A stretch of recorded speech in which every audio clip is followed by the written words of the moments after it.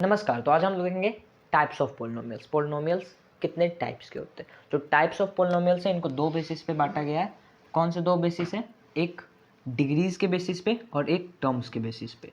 एक क्या है? डिग्रीज और एक है टर्म्स। ये वो वाले डिग्रीज नहीं है जो कि आप सोच रहे हो, ये कॉलेज डिग्रीज नहीं है, ये एक्सपोनेंट की डिग्रीज है, हाईएस्ट पावर। ठीक है, जो हाईएस्ट पावर हो सकता है, एक जो पूरे पोलिनोमियल होते हैं उनका जो वेरिएबल का जो हाईएस्ट पावर हो सकता है वही उसका डिग्री बोला जाता है। क्या? जो हाईएस्ट पावर उसका हो सकता है वो उस पोलिनोमियल का डिग्री बोला जाता है। तो उसके बेसिस पे इसमें चार भाग हैं पोलिनोमियल के, उसके बेसिस पे है चार भाग, 1 2 3 और 4। चार भाग हैं जो कि है लीनियर पोलिनोमियल, एक है क्वाड्रिक, क्वाड्रिक और एक है क्यूबिक और एक है बाई क्वाड्रेट्रिक। उसके बाद टर्म्स की बेसिस पे अगर हम लोग बात करें, टर्म्स के बेसिस पे इसमें जो बांटा गया है उसमें है पूरे तीन या फिर चार आप लोग कह सकते हो। एक है मोनोमियल, बाइनोमियल, ट्रिनोमियल, फिर उसके बाद एक कांस्टेंट पोलिनोमियल और एक जीरो पोलिनोमियल। सो पांच है एक्चुअली।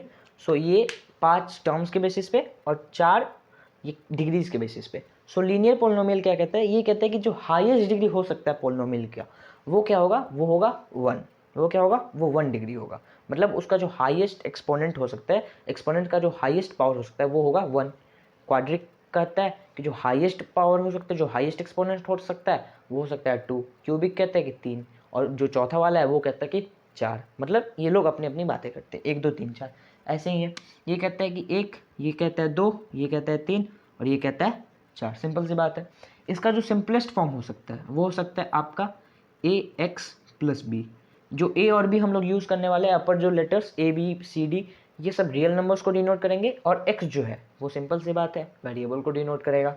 सो बाय क्वाड्रेटिक में हो सकता है कि आपका ax² plus bx plus c, ये इसका सिंपलेस्ट फॉर्म। इसका सिंपलेस्ट फॉर्म हो सकता है a³ plus bx² plus cx plus d. Bi quadric में हो सकता है ax³ ax⁴ plus bx⁴ plus cx⁴ x² plus dx plus e. So ये इन लोगों का जो आपका ये इन लोगों का सिंपलेस्ट फॉर्म हो सकता है, जो सिंपल फॉर्म हो सकता है ये इन लोगों का सिंपलेस्ट फॉर्म हो सकता है। तो ये ऐसा क्यों है? इसका सिंपलेस्ट फॉर्म ये क्यों है? तो इसका हाईएस्ट डिग्री अभी हमने बोला कि हाईएस्ट डिग्री इतना हो सकता है, उतना हो सकता है। जो हाईएस्ट डिग्री है वो 4 हो सकता है इस केस में, और हाईएस्ट डिग्री इस केस में 3 हो सकता है। तो अगर हाईएस्ट डिग्री 3 है तो मतलब लोएस्ट डिग्री क्या हो सकता है उससे? लोएस्ट डिग्री अगर सिंपलेस्ट फॉर्म में बात करें तो हाईएस्ट डिग्री अगर 3 है तो लोएस्ट डिग्री ऑटोमेटिक सी बात है 2, उसके बाद आएगा 1, उसके बाद आएगा 0।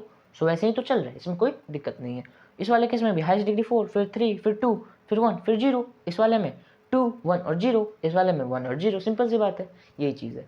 उसके बाद अगर टर्म्स में बात करें सो ये जो पांच जो डिवाइड किए गए पांच टर्म्स में, इनमें क्या खासियत है? इनमें है कि मोनोमियल ये सिर्फ एक ही टर्म को रखता है, ये सिर्फ एक ही चीज़ को रखता है। जैसे कि एक कांस्टेंट और एक वेरिएबल, ये दोनों मिल गए मोनोमियल बन गया। जैसे फॉर एग्जांपल आपका 2x 5y माइनस 5/6y। सो ऐसे जो एग्जांपल्स होंगे वो क्या है? वह मोनोमियल में। बाइनोमियल दो टर्म्स को लेके बनता है। 2x माइनस वाई, दो टर्म्स बन गए बाइनोमियल। ट्राइनोमियल 3 टर्म्स, सिंपल सी बात है 3 terms. 2x plus 5y minus 5/6z या फिर y 5/6z, जेड करो सही रहेगा। सो ट्राइनोमियल। उसके बाद कांस्टेंट पोलिनोमियल, ये इंपॉर्टेंट है। कांस्टेंट पोलिनोमियल, कांस्टेंट टर्म्स जो हो गए, कांस्टेंट पोलिनोमियल का जो कांस्टेंट टर्म हो गया वो क्या होता है? वो कांस्टेंट पोलिनोमियल। जो कांस्टेंट टर्म्स हो गए, जो कांस्टेंट्स हो गए वो मिलके क्या बनाता है? Constant polynomial. इसके एग्जांपल में 2 3 4 माइनस 5/6 ऐसे ऐसे नंबर्स आ गए। जीरो पोलिनोमियल जीरो को डिनोट करता है। जीरो पोलिनोमियल किसको डिनोट करता है? जीरो को। जो कांस्टेंट पोलिनोमियल का हाईएस्ट डिग्री हो सकता है वो क्या हो सकता है? वो 1 हो सकता है। इसका जो हाईएस्ट डिग्री हो सकता है वो 1 हो सकता है और इसका हाईएस्ट डिग्री नॉट डिफाइंड है। क्या है? Not defined. अब ये कैसे, इसका हाईएस्ट डिग्री 1 और इसका नॉट डिफाइंड, ये कैसे? सो सपोज करो कोई भी एक कांस्टेंट पोलिनोमियल है जो कि है x, क्या है, कांस्टेंट पोलिनोमियल है x, ठीक है। अब इसका हाईएस्ट डिग्री मतलब क्या होना चाहिए कि x इंटू कोई भी, x इंटू कॉन्स्टेंट पोलिनोमियल कोई भी है, मान लो x इंटू हम लोग किसी को भी मल्टीप्लाई करते हैं इससे, जैसे कि अगर 1, इसका हाईएस्ट डिग्री 1 मल्टीप्लाई करते हैं, सो x का पावर 1, ये क्या हो जाएगा, वापस से x आ जाएगा, x का पावर 1, ये वापस से क्या हो जाएगा, x आ जाएगा। और अगर x का पावर हम लोग 2 दे देते हैं, ठीक है, मतलब इसका रूट दे देते हैं, तो क्या हो जाएगा, x into x, x into x, but यहाँ पे सिर्फ इसका क्या, हमें कांस्टेंट पोलिनोमियल में क्या ऑब्टेन करना है, सिर्फ x ऑब्टेन करना है। सो इसका हाईएस्ट पावर हम लोग क्या दे सकते हैं, 1 दे सकते हैं। इसी के लिए कांस्टेंट पोलिनोमियल का जो हाईएस्ट पावर है वो क्या है, वो है 1। बट एक जीरो पोलिनोमियल का हाईएस्ट पावर नॉट डिफाइंड है, इसका जो डिग्री है वो डिफाइंड नहीं। क्यों? क्योंकि देखो 0 इंटू एक्स को एज अ वेरिएबल लेंगे, 0 इंटू एक्स, इसका हाईएस्ट पावर x का हम लोग दे देते हैं 0, ठीक है, तो ये क्या बन जाएगा, 1 बन जाएगा। सो 1 इंटू 0 0, सही है। अब हम लोग 0 को हटा देते हैं इसके हाईएस्ट पावर के रूप में और दे देते हैं इसका हाईएस्ट पावर 1, x इंटू 0 0, सही है।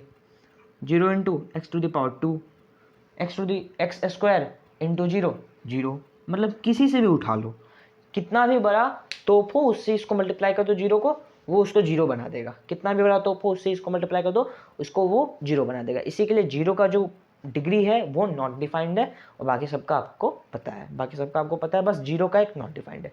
सो मिलता है अगले वीडियो में, तब तक के लिए जय हिंद, वंदे मातरम।